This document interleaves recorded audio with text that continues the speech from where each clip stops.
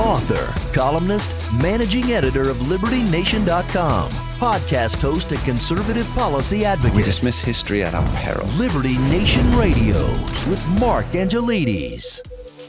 The Supreme Court rules on affirmative action and what's ahead in the Republican and Democratic primaries. That's what we'll be covering today on Liberty Nation Radio, right here on the Radio America Network. I'm your host, Mark Angelides.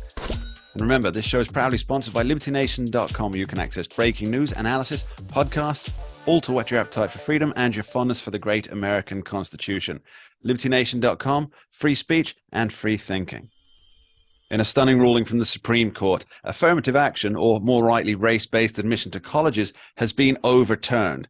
Now, what did the justices write, and how will this impact college admissions going forward? And we're very fortunate to be joined by Liberty Nation's legal affairs editor, host of the excellent Uprising podcast, a constitutional attorney, and, in my opinion, scholar, Mr. Scott D. Cosenza. Thanks for coming in, Scott. And most importantly, a man who has read the decision of the court. So, well, you are the only person who has read it. Everybody else just gets their bits off Twitter or the New York Times, which we'll talk about later. Now, Scott, this has been a decision many years in the making. Could you give us a brief rundown of what the decision was and what it affects?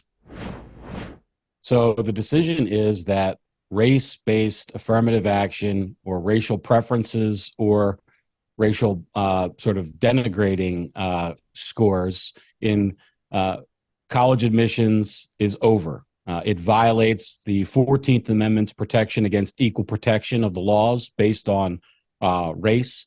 And that's what the court held today by a majority opinion, 6-3. Justice Roberts writing the opinion of the court and Justice Sotomayor writing in dissent. And it changes everything now going forward for college admissions, Mark. Let's just talk about the makeup of that. Obviously, it was the 6 more conservative justices against the 3 more liberal justices. They're Yes. called, and I think everybody kind of saw that part coming. But John Roberts to write the opinion on this, that will be a surprise. Chief Justice John Roberts, that will be a surprise to many, I think, won't it? Well, most people with their racially conscious thinking would have thought perhaps that Clarence Thomas would write this decision. And certainly I was one of those people who I was also one, but not because of my racially conscious thinking, but more because he's kind of had that bit between his teeth for at least 10 years. Well, not only that, but Justice Thomas has spoken about his own experience with affirmative action, that his Yale law degree was worth nothing, essentially, for him, a black graduate of the institution rather than a white one, because the market had priced into it a massive discount because of the school's affirmative action policies. So it was good that the chief wrote the opinion, though. There's a certain gravitas that comes from an opinion by the chief, especially now we have a decision overturning at least one, if not several, landmark decisions in this key kind of area of contention for much of the country. So I think it's a good thing that the chief wrote the 6-3 decision. He seems to have, sort of put forth what the new law is going to be in this country regarding it. And it is one where they can't judge people based on their race alone, and they cannot use it as a negative. And the opinion of the court rejected the notion that they weren't doing those exact things. They were punishing Asians and whites and rewarding blacks, all on the basis of the colors of their skin. Yeah, I obviously I haven't read the entire opinion because I wouldn't understand it if I did, to be completely honest. But one part that struck out at me was a table that was included that highlighted the likelihood of an admission, all other things being equal, based solely on race. And if I just read this to you, it says, for example, an Asian American in the 4th lowest decile has virtually no chance of being admitted to Harvard, that's 0.9% chance. But an African American in that decile has a higher chance of admission, 12.8%, than an Asian American in the top decile, 12.7%. Now, without being too culturally insensitive, are there a lot of tiger moms quite happy today? Yeah, right. I forgot about that term. Absolutely. Asian Americans will benefit the most by having their punishing by not having their race used against them as a detrimental factor. Yeah, exactly. Now, you could say that blacks will suffer the most by not having the benefit of being positively discriminated in favor of. But of course, those of us who oppose affirmative action for the benefit of blacks think that they are actually a victim of affirmative action because notably, the school's acceptance rates of stellar candidates, the curriculum matches with the abilities of most of the student body. And so what happens is that people who aren't well qualified to attend these schools because they haven't done the right undergraduate preparation, for instance, they can't keep up with the other people in their class. And because they were elevated not because of the work they've done or their intellect, but because of their race, they fall by the wayside and oftentimes suffer dramatically increased dropout rates, for instance. So it actually will hopefully benefit all Americans to have this, cast aside, Mark. So what does Harvard have to do based on this being their present practice being ruled unconstitutional and against the 14th Amendment Equal Protection Clause? What does Harvard have to now do? And when does that start? Does that start today for the next incoming cohort? Oh, it starts right this second. The opinion is in, and the law is now the king is dead, long live the king, right? So the previous ruling on whether affirmative action violated the Constitution, that it did not generally, is now over, and now it does. And not only does it violate the Constitution, but it violates the Equal Protection Clause of the 14th Amendment for race-based discrimination, which is not an area where you want to go ahead and violate the law if you want to, keep your bank account balance where it was before, because those cases are, lawyers will readily take those cases. They're big punitive damage winners, those kind of cases. Absolutely right. Yeah. And so they will act presently, Mark, to change their ways. They basically consider race all up and down the line. The very first cut you get at the Harvard admission roundtable is you get a plus factor, if you have the right race, and then you get another later on. And then they look at the percentage of what they're going to admit for the current year and look at past years and make sure that there's no drop off on the basis of race. And so then they will rejigger the numbers. In other words, they're racially balancing the whole way. The idea that there's some academic standard or other standard by which they're choosing from, and race is one of many of those factors, is part of the lie that Justice Roberts discusses in the court's opinion. And he says that it's the most important thing that you could be in a Harvard class is be a black person, for instance. And being Asian is one of the worst things that you can be. Yeah, the New York Times, as soon as the opinion dropped, they wrote, the major ruling curtails race-conscious college admissions in the U.S., all but ensuring that elite institutions become whiter and more Asian and less black and Latino. Now, to me, that's a shocking thing for the paper of record to be saying, isn't it? Well, as the color palettes go, that may strictly speaking be true. That's the lead for the New York Times in every story, right? Is such and such is the lead, and then the subheading is poor blacks, most affected by this news is sort of the stereotype, and there's no surprise that they would say that here. And again, from the sort of small-minded view, if you will, that if you stop giving unarmed favors to one group, that they will, it'll be to their detriment to stop getting those favors. That's one way to view it. I certainly don't. I think it's to their benefit that they will be able to compete with every other American without scrutiny on the basis of their race, and that when they go to apply for a job or advanced education, the people who look at their transcripts will know that they weren't elevated on the basis of their race, which is a real, Yeah, the new job market economy is, did you go to Harvard before 2023? Yeah. Now, we'll be back with Scott DeCrescenzo discussing the implications for future students and indeed across America right after this break. Don't go anywhere. We dismiss history at our peril. Liberty Nation Radio with Mark Angelides.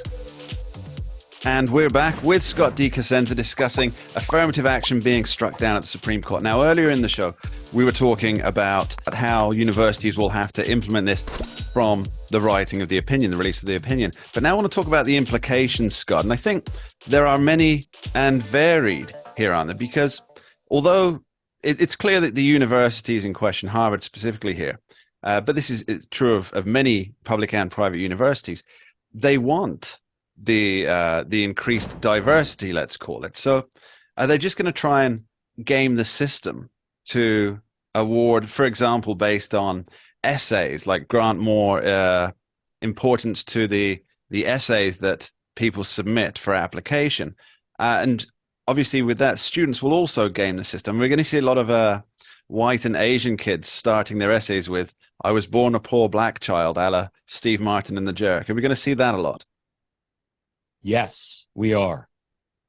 Because it reminds me, there was a poll last year, I think, presumably an anonymous poll, where I think it was more than 20% of students admitted to lying about their race to get more favorable college admissions. So how do you see this playing out? How's everybody going to gamify from each side and the other? This is addressed specifically within the case. I think Justice Sotomayor wrote about how basically students could and schools could just game the system by, saying like, my experience of racial discrimination growing up was a terrible thing, but it shaped my work ethic. Yeah. And so much so that Justice Roberts addresses this point directly in the conclusion of the court's opinion. And he says that they will not be able to game the system like this unless there's an individual showing that the applicant's overcoming of the race issue, for instance, somehow accrued to their being a better candidate for the slot than somebody else. So what this means is, there will be a cottage industry for certain folks. What the funny thing is, Mark, is these things always benefit, the most well-prepared and well-coached and well-qualified. So what's going to happen, this is sort of me making it up on the fly, but what's going to happen is that the black kid who's got money and has the essay coach, okay, who's going to coach them through the process and say, this is what you have to say to elevate your candidacy because of your race, they're going to be able to get into Harvard and easily so, because that's what Harvard's going to kind of crave in terms of an applicant, but the other candidates who just happen to be black or Hispanic and put their candidacy forward, which is probably how most of the folks who got in previous to now did, they won't be getting the benefit of that special racial treatment. So there will be some who do game it, but I think a lot of folks won't. I think we will see the numbers change. And, just to your point where you said, they're interested in diversity. The court said that they're not interested in diversity. They're interested in these narrow classifications that they somehow made. Well, of course, so for instance, when we talk about diversity nowadays, not you and I, but the society at large, the media in particular, and politics in specific, they're not really talking about actual diversity. They're talking about skin deep diversity, which is a very, very facile way of looking at it. This is obviously specifically for race-based admission to Harvard University. Now, it will apply to public universities, private universities, but how is it going to impact society on a wider basis going forward? So, for example, specifically hiring practices across the United States. Well, no hiring can occur that includes affirmative action like a university is allowed or had been allowed to do. So anything that's modeled after that, in fact, even using the words affirmative action after today's ruling, I suspect is something that a lot of companies are going to examine and maybe pull back. They're going to be suspect, right away. The only way you're allowed to use race in picking someone for a job or a spot in a college class now is if you're remedying a past discrimination and there's a specific goal that you're trying to achieve and it's going to take a limited amount of time to do it. So for instance, if you discriminated against black people in hiring before, and you had a 30-year history of discriminating against black people and no black people worked at the company, then that company would be probably allowed to discriminate in favor of black people but only to remedy their specific, that it has to be super specific, right? And that's part of why the court ruled that this was unconstitutional, because this wasn't to remedy some specific discrimination in the past. This was just a blanket plus for blacks and Latinos and a blanket minus for whites and Asians. And there was no end in sight, and it wasn't narrowly drawn. So it failed on all those things. I think there were 4 different fronts that the court addressed in its opinion, and saying how each time the schools failed on these tests, and it's likely that any other business or school or government entity will also fail if they try to use race as a means to classify people. The Constitution abhors this through our legacy and then rejection of slavery.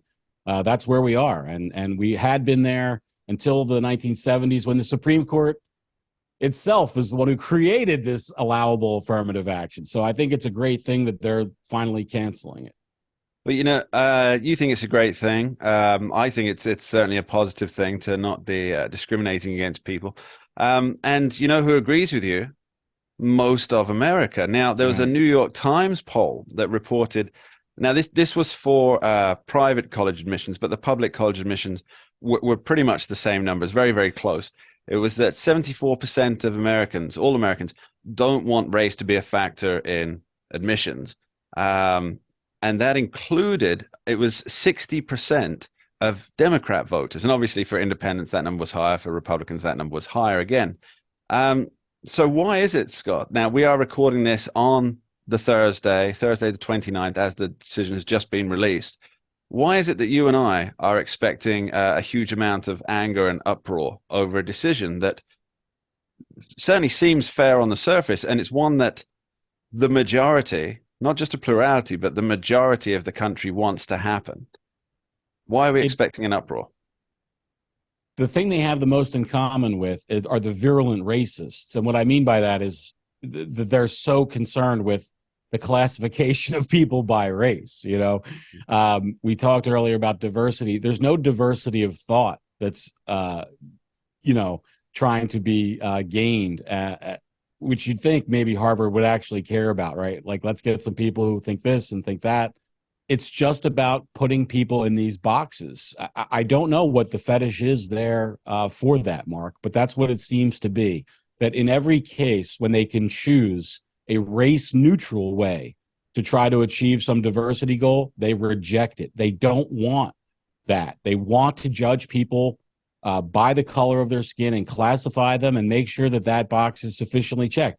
Now, Justice Roberts said that this was out of a good intention, and I think it's probably best practice to assume that the persons we disagree with are acting out of their best intention. So whatever that intention is, let's assume it's to elevate members of historically challenged societies, but also through a method that thankfully the Supreme Court rejects and sees as ultimately what it seeks to oppose, which is judging people based on the color of their skin, right? And not their experience as individuals, which is now what's required. So you, me, the Supreme Court, and Martin Luther King. Scott DeCasenta, thanks ever so much. Thank you, Mark. Cheers. We dismiss history at our peril. Liberty Nation Radio with Mark Angelides. As the GOP primary field expands to almost 2016 levels, it's time to ask what factors are coming into play and if anyone can stop former President Donald Trump from seizing the nomination. Well, we're fortunate to be joined once again by longtime host of this here radio show, Mr. Tim Donner, who's also Liberty Nation's senior political analyst, so he's the right person to ask. Tim, can anyone stop the Donald? And great to have you here, by the way. Well, yeah, the Iron Pentagon of Washington can stop Trump. The political class, the media, which does its bidding, federal law enforcement, the intelligence agencies, all backed up by academia. Yeah, they can stop Trump, but there's no Republican who can stop Trump in the primary, which, of course, is your question.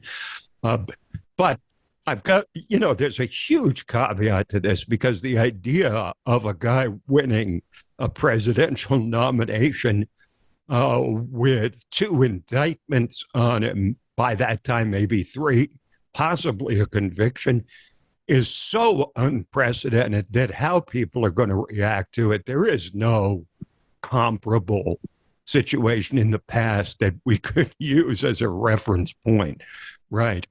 But I no, think that that's part of Donald Trump's. I hate to use the term magic, but he's a defier of expectations, isn't he? Since he first came down the golden escalator.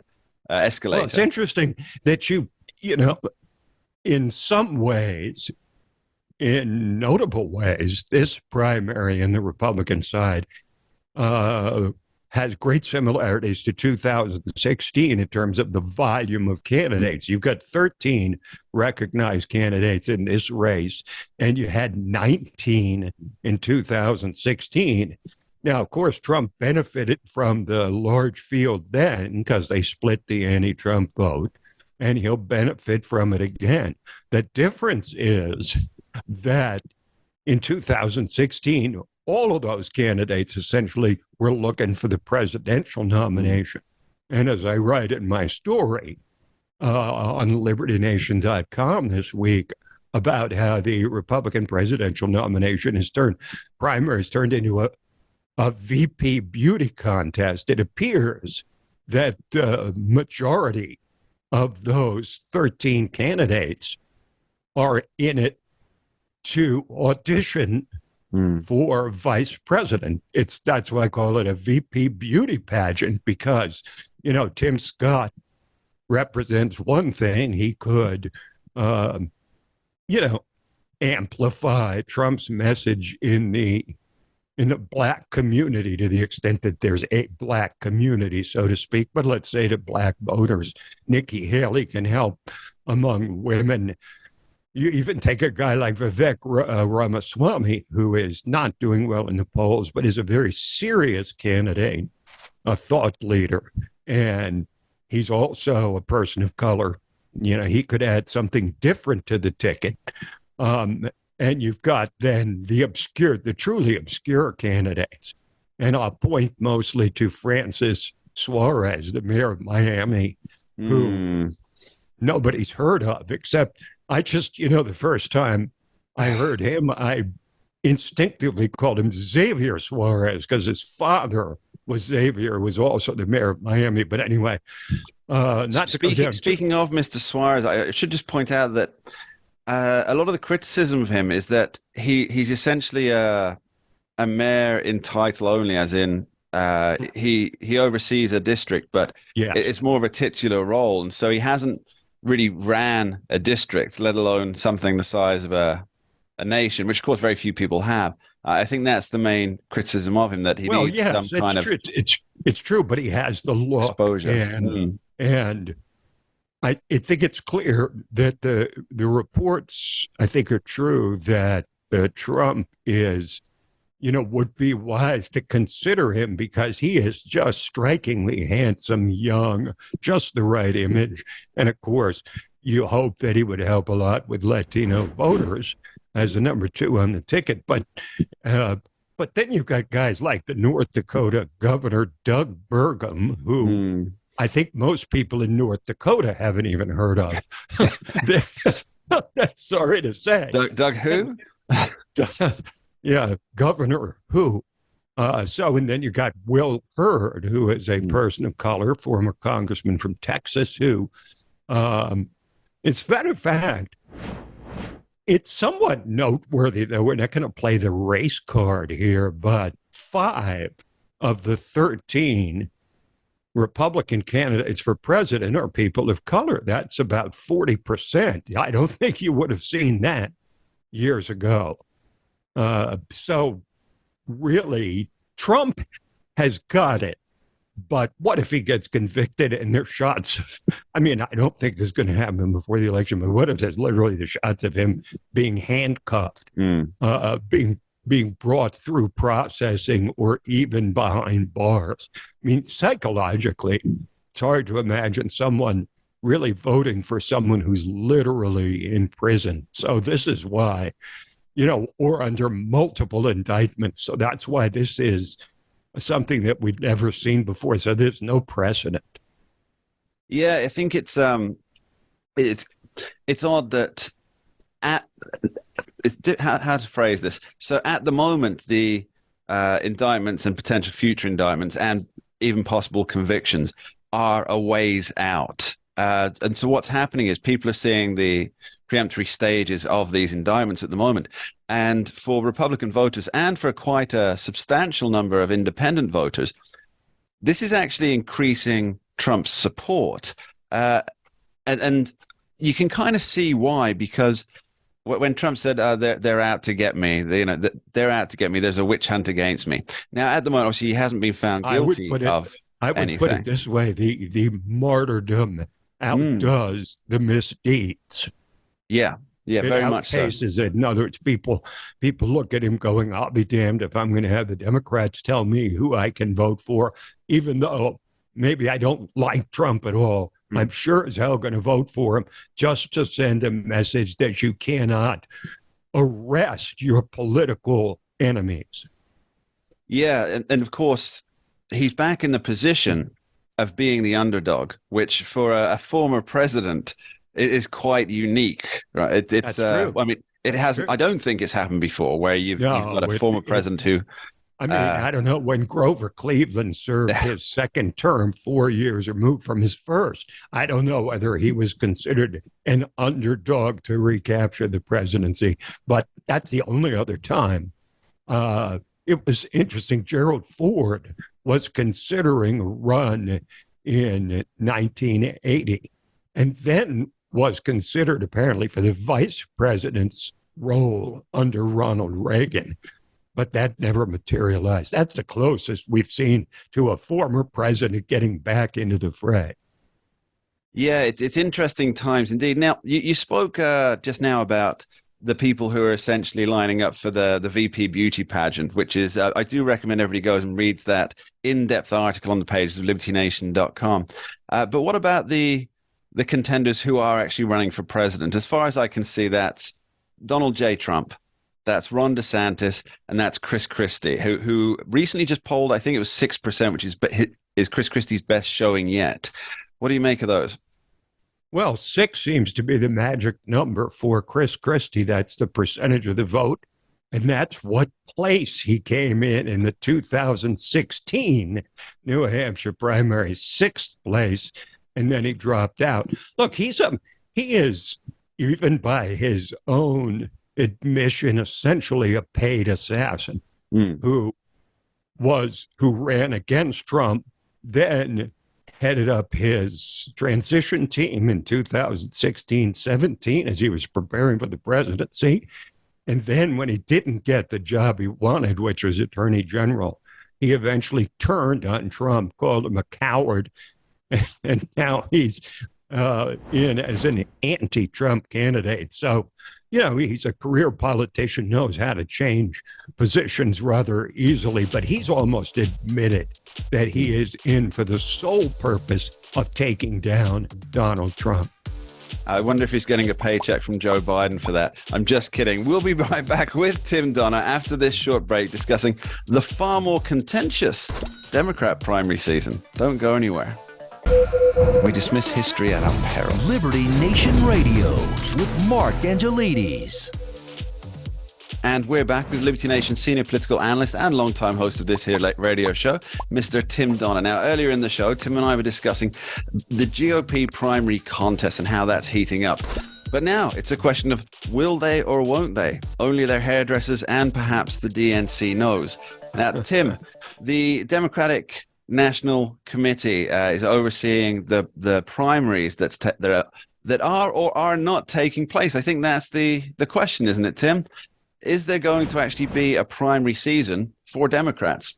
There is no real primary season, but Iowa and New Hampshire, the first 2 contests ordinarily, what they're going to do is, where they're threatening to stick with their position in the face of Joe Biden sort of unilaterally moving the whole process so that South Carolina goes first, because South Carolina was where his dead presidential campaign came to life in 2020.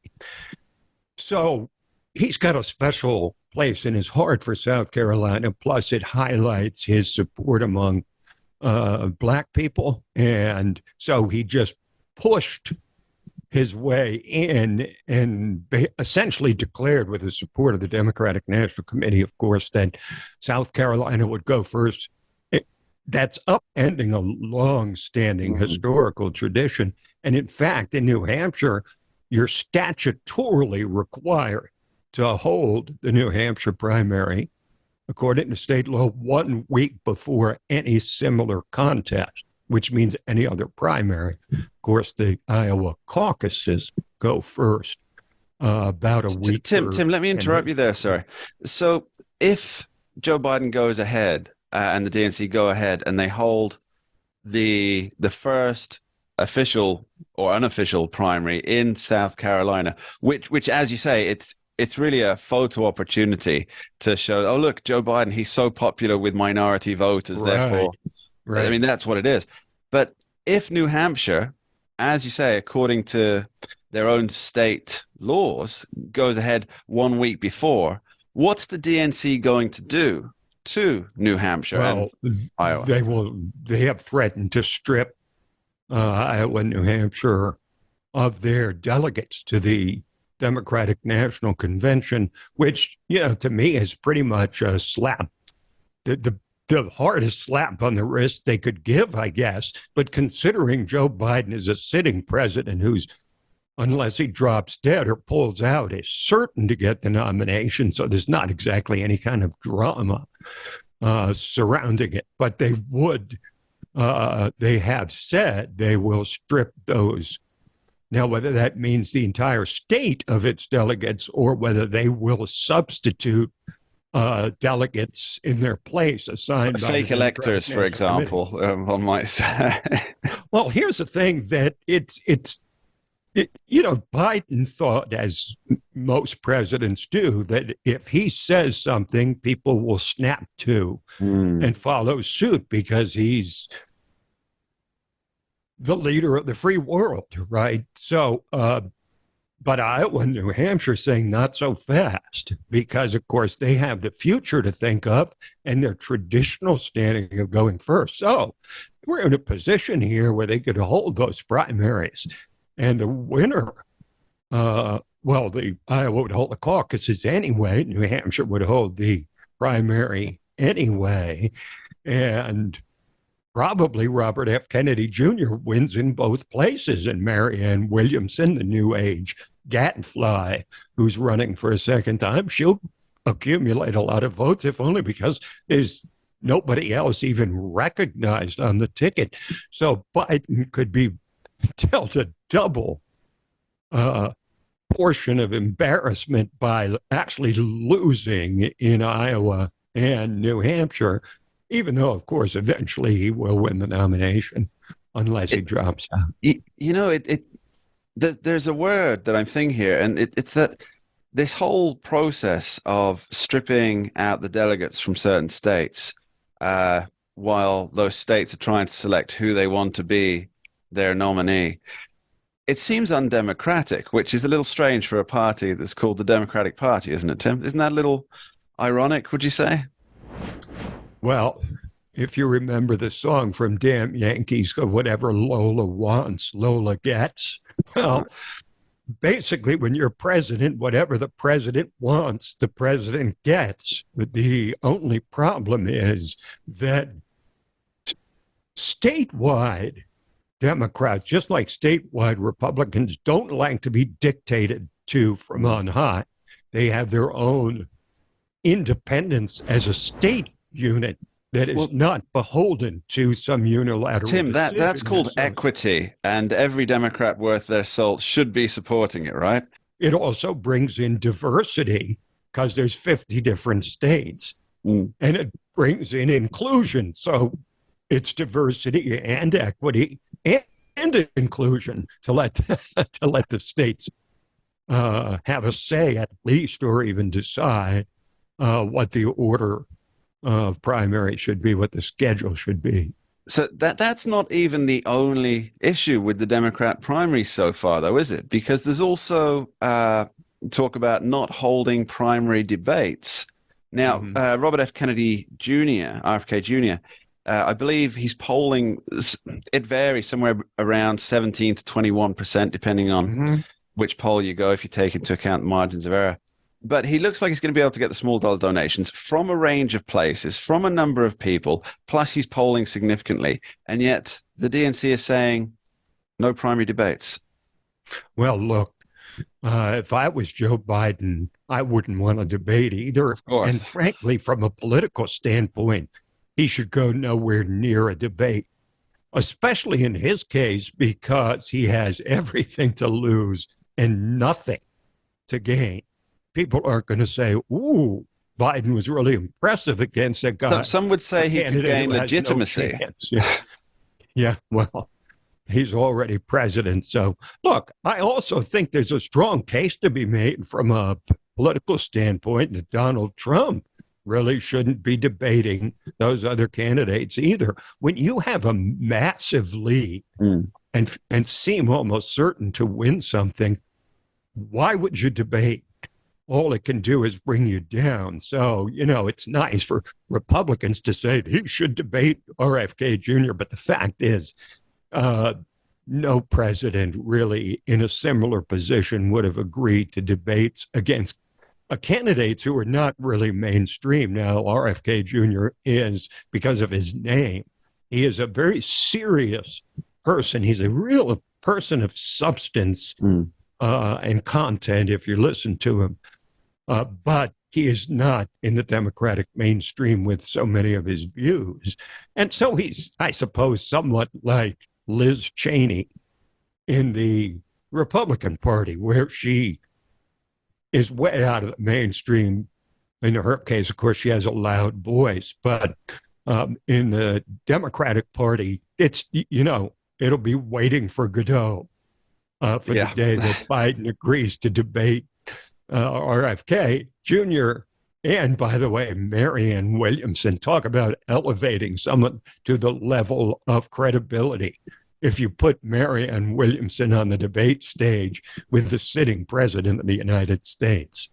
Well, she has books to sell. And in the last 30 seconds, Tim, do you think there's going to be a Newsom surprise out from the West Coast?